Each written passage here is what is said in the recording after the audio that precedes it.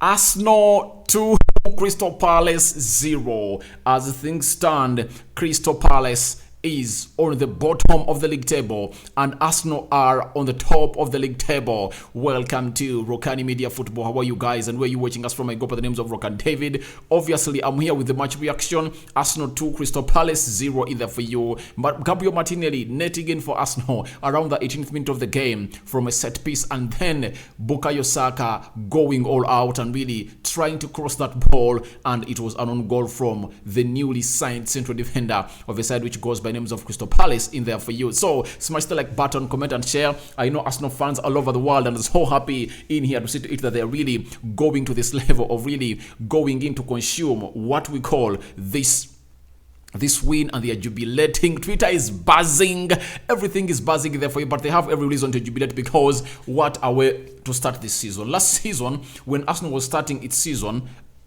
in the opening game, they lost to Brentford by 2-0. This time, it is a reverse. It's now Arsenal winning 2-0. And by the way, they have all the reason to celebrate because Crystal Palace beat Arsenal on the same ground last season by 3-0. But this time round, Arsenal have looked a better side and they've gone ahead to really show what they're really about onto at Selhurst Park.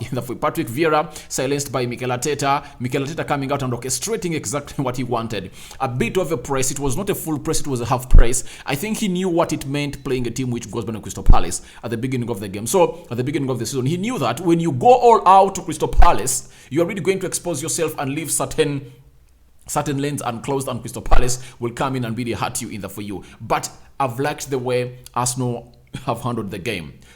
Ramsdale again coming in to keep a clean sheet. Those are things we're going to talk about. Clean sheet kept, 2 goals scored, and there are some positives and negatives in there for you. Obviously, negatives are so much into this game, but positives into there for you. William Saliba obviously cementing his name into that central defense of Arsenal in there for you. He's the man of the moment.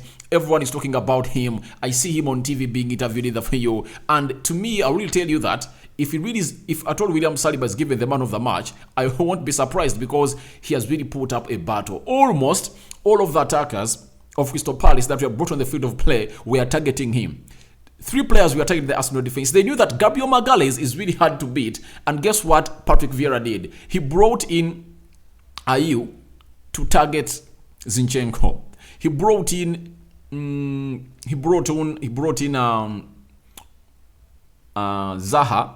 Zaha to target Ben White. And every centre forward that was brought onto, because Eduardo came in first and then Mateta came in through, they were all brought onto this field of play to really make time hard for William Saliba. Saliba proved them wrong. The way he was composed onto that ball, I really believe that Arsenal really made a very good buy. Whoever bought this player is really a very good scout. He's really a very good scout. You know, you might be a manager who's going to be criticized in here for you, but if it's Unai Emery or Arsene Wenger, I don't know who really brought him here at Arsenal. He's really a revelation. You get that clean sheet. That clean sheet has been a collective responsibility of the back four. Ben White silencing Winfred Zaha. Zinchenko trying to put up an effort in there for you, but I will believe that he was so much exposed sometimes, but he really put up the fight, and that's why he was taken off in the 80th minute and they brought on Kieran, because it looked like now they're really utilizing that side to really beat him because of his height, because he's short first and foremost, and they were really, at the beginning of the second half, a long ball was always directed to that side in there for you, at the side which goes by the names of the left fullback of Arsenal plays, that is Zinchenko. But all in all, it really looked great and beautiful. Arsenal yet again with the win, and they're on top of the table. 2 goals scored. I think the goal that Arsenal is going to celebrate more is the goal that Martinelli scored in the first half. That is a training goal. They practiced it, and that's why you saw Nicolas something, the set piece coach of Arsenal. You saw he move directly to Mikel Arteta and celebrate with him because that was exactly orchestrated on the training ground, and then it's one of the moves they've really got a goal in. Why not celebrate that? Because Liverpool and Man City were the teams that really scored so many goals from the set pieces the previous season. You know that very well. And obviously, it is now a turn for a man who goes by names of Mikel Arteta. He is set piece coach really did a great job in there for you. And you saw it that each and every set piece they really brought in had really a message in it. So set piece coaches really are so much vital to this game of football. They have sets like the set piece coach of Spurs. He has close to 4,000 set piece training sessions. You get? So each and every time they are on the field of play, they know that we are going to stand like this. It's orchestrated out there on training, and when they come onto the match, it's all about them putting it into real action. Then look at the shortest man on the pitch being ignored, a ball floated in by Bukayo Saka, and that man flies high and heads that ball with a lot of message to to Gabriel Martinelli, and Gabriel Martinelli tapped it to the back of the net. You get? Everyone was looking at Thomas Partey, Gabriel Magalhaes, Granit Xhaka, William Saliba, that all guys on the field of play. Everyone was eyeing at them, but Arsenal really had a plan using the shortest guys on the field of play. That is another kudos that I really have to give to the Arsenal team in the for you, because they really did something that was so much great to come here and fancy in the for you. Thirdly, Martinelli had a very good first half, silence in the second half. The second half was too much silent, but the first half was really so much a game for him. And if at all he really mirrored the performance he had in the first half into the second half, he would have taken the man of the match for me, according to me. But second half was too silent.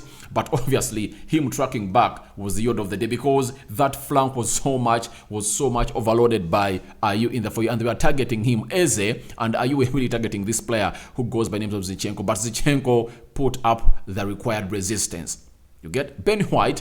Obviously, that back four of Arsenal played the high line, especially in the first half, for 30 minutes. Then the last 12-15 minutes of the game, it was like Arsenal had gone back to its shell and Crystal Palace was all over. Second half, Arsenal tried to play a bit of high line, but it was not consistent. It was on and off. The first half was a game of two halves. Arsenal dominated the first 30 minutes, and obviously Crystal Palace came in and dominated the last 15 minutes. The second half, almost Crystal Palace dominated it, according to me, because they really put up everything that they threw everything to Arsenal, but Arsenal really had a very good organization in defense. Goalkeeper Ramsdale going in for 2 saves that were really textbook saves, and that's how I started this video and told you that the team that really utilized its chances is the one that has really won the game. Arsenal got itself a lot into the box 17ers box area. Each and every time they really approached that side, they really went ahead and do the need for for you. To show you that Arsenal were too clinical, Arsenal only had 2 shots on target and scored 2 goals. It shows you what the message they carried into this game. And if you're really going to come in here and really compete into this season, these are games you're supposed to win. You get? And I'm telling people that, for me, Arsenal never played very well as expected. What shows you that Arsenal never had a lot of possession? You're going to see the statistics. 1, we saw a player who was bought from Man City, Gabriel Jesus, dropping so much in the midfield to get that ball. Meaning that Thomas Partey and Granit Xhaka never connected the midfield to the attack enough. You get? All of the chances we saw that Gabriel Jesus got at the edge of the 18ers box area or in the 18ers box area of the opponent, he created them by himself. The first half, you saw him 3 times. The first chance that Gabriel Martinelli really had a sitter and really hit that ball with the left foot and it went outside. I really believe it would have been a right foot, taken by right foot, carried the back of the net to really score it. And it never really happened. Then he missed out on that. Then even the goal they scored, that corner, it was all because of an effort put up by Odegaard and Gabriel Jesus. You get? So they never got him on the ball enough. That's why everything was not really going on as expected, according to me. So 100% believe that this is something that Arsenal should work upon, because if your centre forward drops a lot in the midfield, I even saw him, by the way, drop even to the back 4 of Arsenal, near that back 4 of Arsenal. You get? Because it really resorted to playing into a deep line. I think it was like telling them, you guys are supposed to be playing a high line, but you're playing a deep line. You are really not giving us what you're supposed to be giving us. I think that's what Gabriel Jesus was telling them, and he saw himself drop back to that level of really not going in there for you. Now, there is something I really want to let you know that Arsenal was so much suffocated in there for you. I really want to look at the passes per defensive action in there for you. Those passes that Crystal Palace put up every time they started that ball in their half. Arsenal never pressed enough. the fact is Arsenal never pressed enough according to me, and they were they wanted to really get that game into the midfield area. Obviously, Thomas Partey and Granit Xhaka put up a fight, but what Crystal Palace did, they took the game out of the midfield.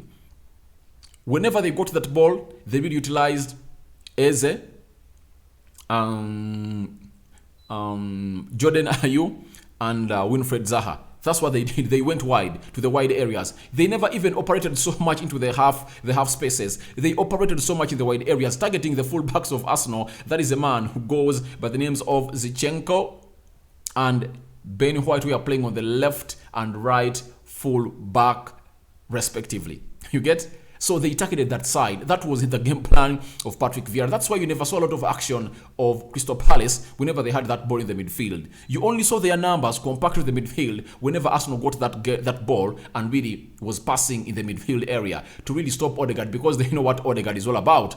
Arsenal really did that enough for you, but it was not convincing according to me. The win Arsenal got today was not all that convincing, and I'm not convinced, by the way. I want to be so much real to you that I'm not convinced onto the win that Arsenal has really gone ahead to really give us today. However much it's a good win for them. Good start, by the way. According to how they started last season, I think this one is a better start. But obviously, there are lots of things to be questioned. Why didn't Gabriel Jesus even get a shot on target? You didn't get him on the ball enough. You get? How many crosses did you see Zinchenko put up? I didn't see Zinchenko put up any cross. You get? I didn't see Ben White really put up any cross, though he really released Bukayo Saka like twice. But the main aim of a right or left fullback is to really go and fly onto that wing, onto that flank in the wide area, you get, and then cross that ball. We never saw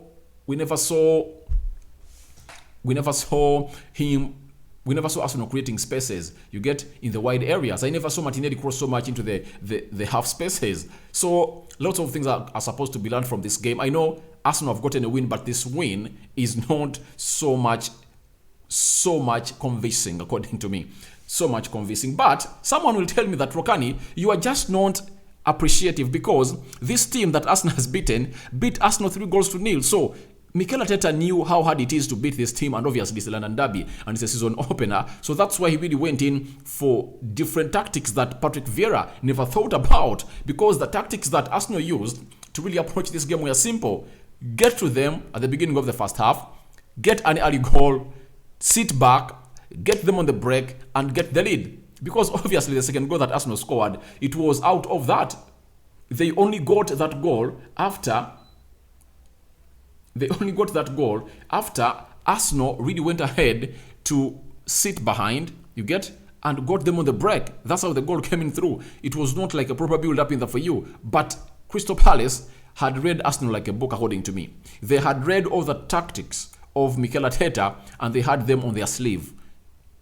That's why when you saw every time Arsenal trying to do that Arteta ball, triangle passing in there for you, there was that Crystal Palace player in the midfield who had known that now they are going to give this person the ball, and they hit it. You get? So that's why you saw to it that Gabriel Jesus was suffocated and taken off at close to 80 minutes, the 8th minute of the game. That is Gabriel Jesus in there for you. But I really believe that he really put up some good fight, according to me. He dropped deep. He wanted that ball. He showed the anger in there for you. He was hungry to go in and get that himself on the ball every time. That's what you would love to get from your center forward if you are really a very good coach in there for you. Now, Arsenal never looked dynamic, and its fluidity really lacked in this game. It lacked in this game. You will say that, Rokani, you are just not liking the way we won. No, you guys, you won the game of football. Very much appreciated. Even me, I support Manchester United. I would like to go ahead and really win Brighton. I will go with those points and take them home. But one point I really have to emphasize is that the way Arsenal won very well, but it's not convincing. You get? Arsenal needs to get back to the basics. That's why I've told you that. Don't get carried away from the performance you saw into the preseason. You get? Because you've seen it has failed totally. I think no goal Arsenal scored today looking like one they scored or resembling one they scored into the preseason. Have you seen any? You get? The set piece that Arsenal scored was a very good ball given, a corner kick given a flight by this guy. What is the name? Cedric Soares. It found an unmarked Gabriel Jesus. His first touch was brilliant and hit the back of the net. You get? Maybe the positive is, again, Arsenal scored from a set piece as they scored against Everton. That is a positive. You get? But when you look at the display, it's a different environment altogether. Crystal Palace really bossed Arsenal in the second half. And guys, to show you that really Crystal Palace almost was going to take the day, let me show you this, and you're really going to see it by yourself, and you're going to say, Rokani, what you're talking is right. Shots. Crystal Palace had 10 and Arsenal had 10. 2 shots on target by Crystal Palace. Even Arsenal had 2 shots. That's why I told you that the better team that really completed its chances won the game. The game almost looked equal. You get? No team edged the other. The only difference is that Arsenal completed its chances, and Crystal Palace, by the way, for your information, they had the best chances of the game. When you look at that header that Eduardo got into the first half, you expect him to really give it some energy. It lacked some energy and good direction. But you might even also give credit to Ben White, because there is the way he really slid into him, and I think he put him out of direction to really go in here and really head that ball into the back of the net. And that ball was obviously put to a save by the goalkeeper of Arsenal, who goes by the names of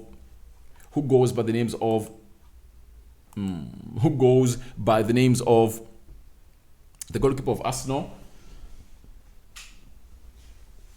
who goes by the names of Aaron Ramsdale in there for you. So I really believe that that was a positive either for you. But another positive Arsenal takes out of these 2 shots you are seeing on your screen is simple, that they really converted them. The 2 chances they got, they really managed to get goals out of them, showing you that Arsenal was clinical, and Crystal Palace lost this game because they are not clinical as Arsenal. Look at this. 57% ball possession. Have you heard that? 57% ball possession by Crystal Palace. Arsenal had 43%. This is not going to be convincing to Mikel Arteta. A manager like Mikel Arteta always wants to be having a team being in control of the possession. You get? Having a lion's share of the possession. That's what Mikel Arteta wants with his team. Trust me. He's not going to be happy with this, because how can Crystal Palace outpossess Arsenal in such a game? He's happy for the win, but he's not happy for the shots on target. How do you have 10 shots and only 2 on target? He would want to have like 6 on target and 4 off target, because these are managers who believe in total football and good football distribution in there for you. So Arsenal had only 43%, as you see in there for you. So it shows you that Crystal Palace really suffocated them in the midfield. 554 passes completed by Crystal Palace, 430 passes completed by Arsenal. So it shows you that somehow, somewhere, Arsenal really got themselves off the cliff. And how did they get themselves off the cliff? After the 30th minute, Arteta ball was not seen anymore. They accepted pressure, they played a deep line, and they accepted Crystal Palace to boss the game. You get? Crystal Palace just also came out and really out-tricked Arsenal, because Arsenal thought that maybe they would use the midfield a lot. No. What they did was stretch them a little bit, get Zaha and Ayew onto the ball a lot in the second half, but thank to God that their fullbacks really acted very well. Zinchenko and a man who goes by the names of Ben White. Obviously, Ben White had really a very good day, according to me. He had really a very good day. The way he really got hold of Zaha, because the first half, Ben White never allowed Zaha to go past him. In the second half, I think he got past him only once, and I think he made a very good recovery with the help of William Saliba in there for you. Passing accuracy, Crystal Palace had 86%, Arsenal had 81%. Fouls, 16 by Crystal Palace, 11 by Arsenal. These 16 mean a lot to me. Do you know why? It's simple. 1, do you know why they are 16? And you'll find that most of them were into the midfield area because Crystal Palace made it hard for Arsenal to play in the midfield. That's why I told you that Arsenal needs another midfielder like Yuri Tielemans, because he will give you a lot when you're having the ball. You get? When Partey gets that ball, he gets it to him. I think Odegaard is isolated very much, if at all. He doesn't get on the ball a lot. And who is really going to get him on the ball a lot? It's not supposed to be Thomas Partey. It's supposed to be Yuri Tielemans, because Tielemans is really press resistant. You get? Arsenal tried to really do a build-up play through the midfield, but they are not allowed. That's why you saw 16 fouls of Crystal Palace coming through into this game of football that ended 2-0 in favor of Arsenal in there for you. Now, 1 yellow card to Crystal Palace, 2 to Arsenal in there for you. 0 red cards to both sides, 1 offside to a side which goes by the names of Crystal Palace, and 2 offsides for Arsenal, 3 corners for Crystal Palace, and 5 corners for Arsenal. I think the only start that Arsenal edged Crystal Palace a little bit was the corners, because Arsenal had 5 corners. So when you look at those stats, it shows you that Arteta is not happy with this game. He's happy with the win. And by the way, everyone would like his team to start with a typical win, according to me. And Arsenal has won. Good to hear that Arsenal has won, but lots of things need to be rectified in that game of Arteta. Maybe they're really facing a more physical side in the field, because when you look at a side which goes by names of Leicester City, I wrote certain things there for you. They really had a very huge work ethic on the game in that for you. Their energy and desire really overpowered that of Arsenal. And the only way Arsenal could go ahead and beat them was them to match their desire, energy, and charisma and work ethic to really up their quality. But obviously, Arsenal had a better plan for the game. And I'll speak now. Arsenal is on the top of the table. Let me show you this. Let me show you the top of the table. You might think Rokani is lying. Arsenal is on the top of the table, guys. That's the table for you. Arsenal is on top of the table. They are really having 1 game played. They have 1 win, no draw, clean sheet kept, 2 goals scored, 2 goal difference, and 3 points in there for you. That is Arsenal in there for you, and Crystal Palace obviously having a -2 at the bottom of the table in there for you. But I would like to send kudos to Patrick Vieira. He's really good, and the way he really approached this game, his team just let him down, because they had 2 clear chances, more than those that Arsenal really had, but they failed to convert them. That's the reason as to why Arsenal won this game. But kudos to Aaron Ramsdale. He pulled out 2 textbook saves. 2 textbook saves. One towards the end of the first half, and the other, I think, in the 60th minute of the game. You get? But that backline of Arsenal needs to be appreciated. Guantijak and Thomas Partey, they did the blocks in the for you, and they couldn't really allow them to go in and play in the for you. But I really love to see Gabriel Jesus got on the ball a little much more in the for you. But I really believe that he's going to improve in the next game, because Arsenal is a game that opens up the season is not easy for any team. It's not easy because you can't know what the team is having in its tank. You get? So, guys, thank you for watching in. Kudos for Arsenal. They're on the top of the table. They've won their first game, and now they are all smiles in there for you and jubilant. But lots of things need to be worked on, and I know the manager is going to watch this game and then rectify these things that we've talked about. Tell me what you think about your man of the match, because I'm returning back with the manager's reaction and player ratings onto this channel, which goes by names of Rokani Media Football. Guys, sign out for now. See you later. Congratulations to Arsenal. Winning your first game is a better start than one you had the previous start in the for you. And Gabriel Jesus has not scored, but his impact on the field of play has been felt. Obviously, we know the main reason that's why he's put on the field of play is to score, but remember that corner that resulted in the first goal of Arsenal was because of that connection between Odegaard and Gabriel Jesus, who made that turn to shoot onto goal, and the shot was blocked to go into a corner. I'm out. I'm returning with the manager's reaction and the player ratings onto this channel, which goes by names of Rokani Media Football. Smash the like button and subscribe. Thank you guys for watching.